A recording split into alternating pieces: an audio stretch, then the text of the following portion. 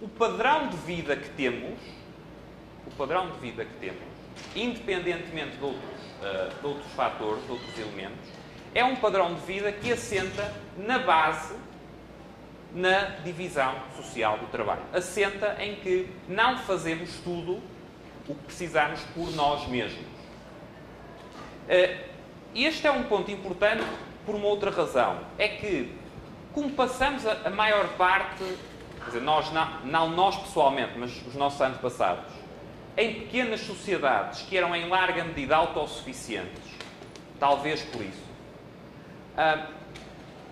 nós temos uma série de vieses, uma série de propensões, de inclinações para a autossuficiência. Se vocês pensarem nos pontos principais das várias correntes de discurso nacionalista ou discurso protecionista, normalmente está sempre associado a esse discurso nacionalista e protecionista a ideia de nos suprirmos a nós próprios. O que é essa ideia de nos suprirmos a nós próprios? É uma transposição para a comunidade nacional do tal ideal da pequena comunidade fechada. Até tratar o país como a tal pequena sociedade fechada tribal. Certo? A mesma coisa em relação a correntes ideológicas, em alguns casos até de pendor religioso, que ciclicamente aparecem e que advogam a vida em pequenas comunidades autossuficientes.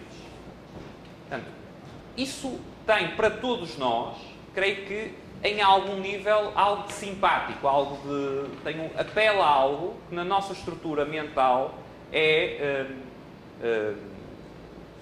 algo que nos é agradável. Quer dizer, a maior parte das pessoas, tendo oportunidade, provavelmente gostará de cultivar os seus próprios vegetais, ou alguns dos seus próprios vegetais. Claro que se todos fizéssemos isso para toda a comida que comemos, comeríamos muito menos, viveríamos muito menos, teríamos um nível de vida infinitamente mais baixo.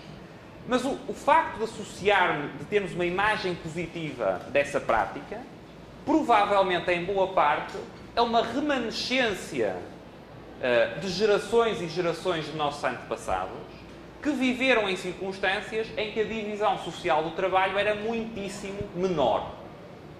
Portanto, é que eu estou numa pequena comunidade fechada, há alguma divisão de tarefas, talvez entre o agricultor e o guerreiro, e depois, a partir de uma certa altura, do comerciante, mas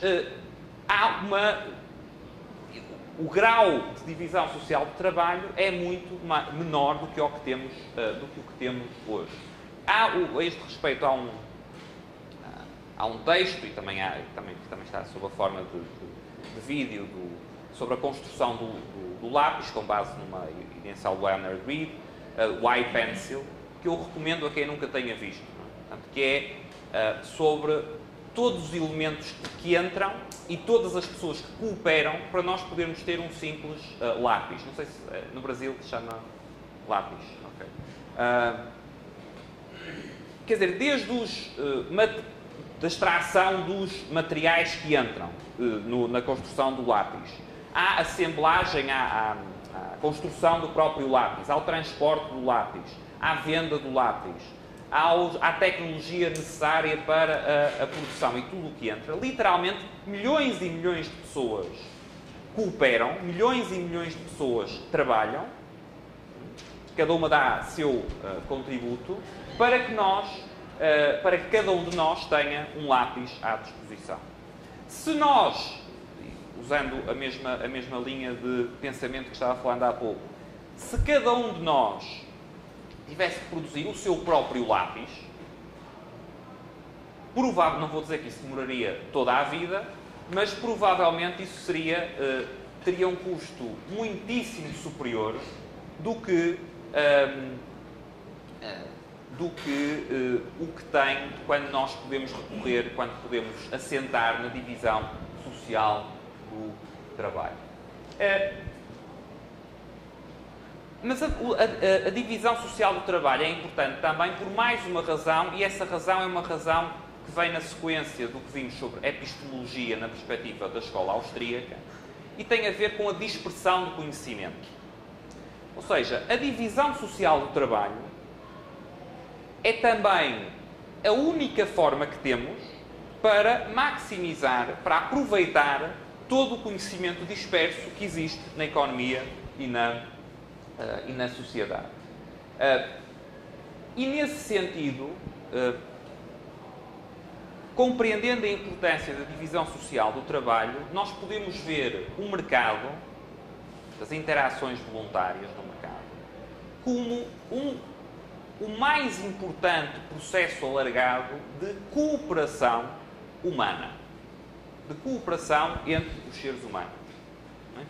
Isto é importante porque, normalmente, quando se fala de mercados, quer os defensores, quer os seus críticos, realçam muito o aspecto concorrencial dos mercados. E, sem dúvida, que o aspecto concorrencial é importante nos mercados. Mas os mercados têm também uma dimensão, e essa é uma dimensão que, creio, a escola austríaca realça melhor que ninguém, uma dimensão de cooperação. E de cooperação tão mais rica quanto a maior parte dessa cooperação se realiza entre pessoas que nunca se conhecem. Ou seja, no caso do lápis, no caso da comida que compramos, no caso de uma simples garrafa de água, nós, ao ter acesso a esse bem, resulta de uma estrutura que permite que milhões e milhões de pessoas colaborem voluntariamente e sem se conhecerem, na maior parte dos casos, diretamente umas às outras. E a estrutura que resulta, ou o padrão que resulta destas interações, é um padrão que é um padrão ordenado, e ordenado com base precisamente na divisão social do trabalho. Portanto, numa perspectiva austríaca, o tal aspecto da produtividade é importante, ou seja, eu tendo uma divisão, alargando a divisão social do trabalho, eu tenho mais condições para ter produtividade, mas o aspecto do conhecimento é tão ou mais importante. Ou seja, o compreender que o mercado possibilita alargar a cooperação humana para limites que nunca seriam possíveis numa base diretamente personalizada. O mercado possibilita que pessoas que nunca se conhecem, que nunca se vão conhecer, estejam ainda assim a cooperar e que estejam a cooperar sem que estejam a ser forçadas, sem que estejam a ser compelidas a tal por ninguém. Que o façam voluntariamente. E porquê é que essa cooperação é feita de forma voluntária? Porquê é que essa cooperação pode ser feita de forma voluntária? Porquê é que é feita de forma voluntária no mercado? Ela pode ser feita de forma voluntária porque os mercados possibilitam também que essa cooperação se faça no interesse próprio de cada um dos agentes que opera no mercado. O conceito da mão invisível de Adam Smith, que é um conceito muitas vezes referido e frequentemente mal referido, o conceito da mão invisível de Adam Smith, em termos de aplicação à economia, na sua essência tem a ver com isto, tem a ver com este aspecto. Tem a ver com o facto de os indivíduos, no seu próprio interesse,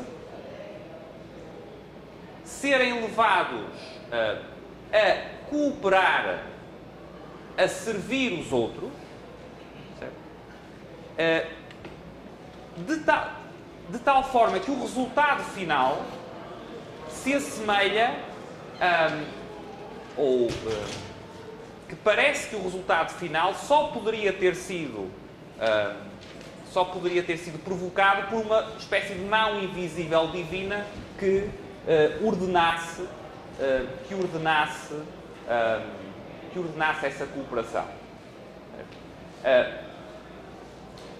Ou seja, esta ordem alargada de cooperação humana é voluntária porque o mercado possibilita que essa cooperação se faça com base no interesse próprio de cada um dos participantes no mercado.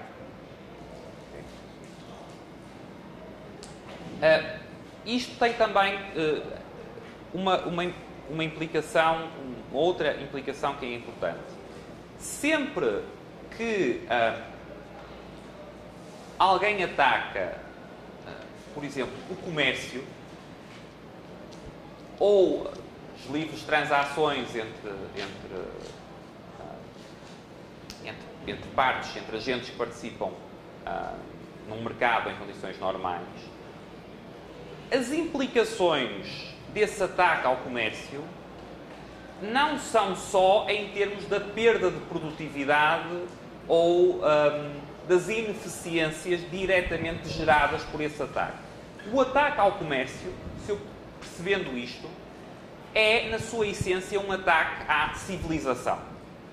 É um ataque à possibilidade de seres humanos que não se conhecem poderem cooperar livremente, voluntariamente, no seu próprio interesse e, por esse processo, terem um nível de vida muito superior. Certo? Portanto, eu diria que, numa perspectiva austríaca, o principal problema associado, por exemplo, ao protecionismo, às tarifas alfandegárias, não é, em primeiro lugar, as ineficiências induzidas por essas tarifas, por esse protecionismo, ainda que isso seja um problema real, é o ataque aos próprios fundamentos da tal ordem alargada de cooperação humana. É que você, restringindo o comércio, o que está na realidade fazendo é impedindo as pessoas de cooperar umas com as outras voluntariamente. Você está levantando barreiras não só ao fluxo de bens, você está levantando barreiras a que as pessoas possam cooperar umas com as outras.